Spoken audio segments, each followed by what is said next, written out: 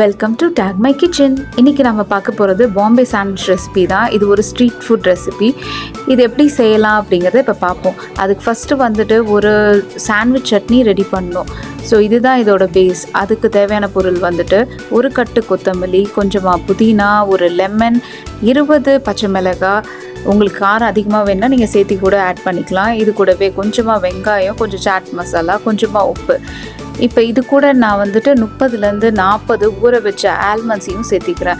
அதனால் அது வந்து நல்ல டெக்ஸ்சர் கிடைக்கும் அந்த சட்னிக்கு. அப்படிங்கிறதுனால ஆல்மண்ட்ஸ் இல்லைன்னா நீங்கள் வந்து உடச்சிக்கடல கூட யூஸ் பண்ணலாம்.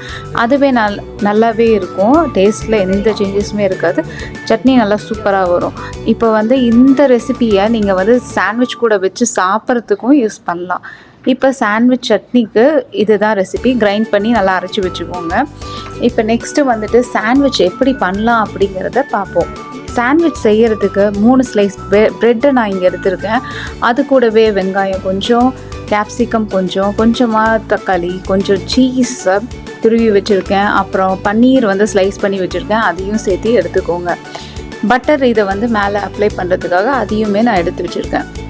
இப்போ வந்துட்டு நான் ப்ரெட்டுக்கு மேலே அந்த சாண்ட்விச் சட்னியை நல்லா அப்ளை பண்ணிக்கிறேன். நான் 3 லேயர் ப்ரெட்டை எடுத்துருக்கிறதுனால 2 லேயரோட ப்ரெட் ஸ்லைஸஸை வந்துட்டு நான் சாண்ட்விச் சட்னியால் ஸ்ப்ரெட் பண்ணிக்கிறேன். இந்த சாண்ட்விச் சட்னி நிறைய உங்களுக்கு வேணும், பிடிக்கும் அப்படின்னா நீங்கள் அதை நிறைய கூட சேர்த்திக்கலாம்.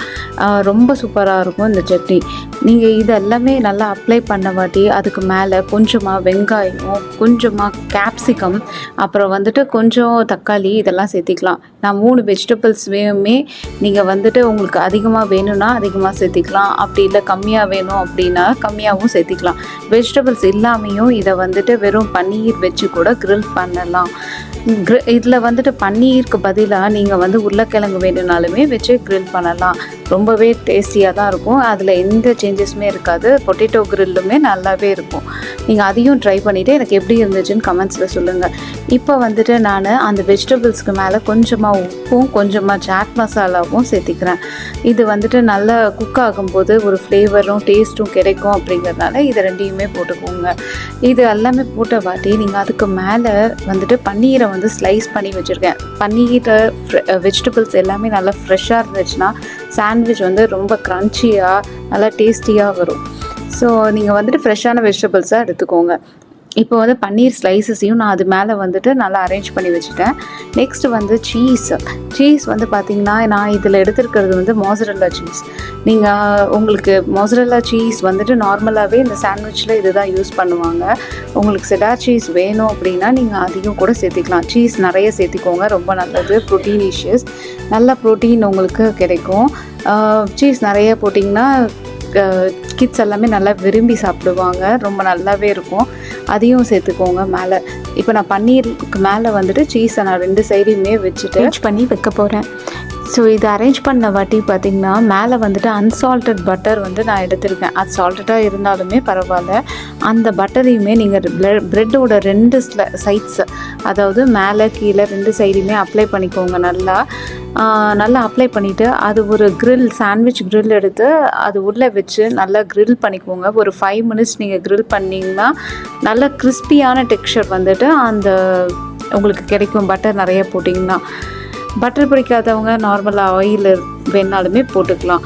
ஆனால் பட்டர் போட்டால் நல்ல டேஸ்டியாக இருக்கும் இந்த சாண்ட்விச் க்ரில். இப்போ வந்துட்டு நமக்கு ரெடி ஆகிடுச்சு இந்த Bombay sandwich grill. Sandwich recipe ரொம்ப டேஸ்டியாக இருக்கும். இதை நீங்கள் எல்லாமே கண்டிப்பாக என்ஜாய் பண்ணுவீங்க.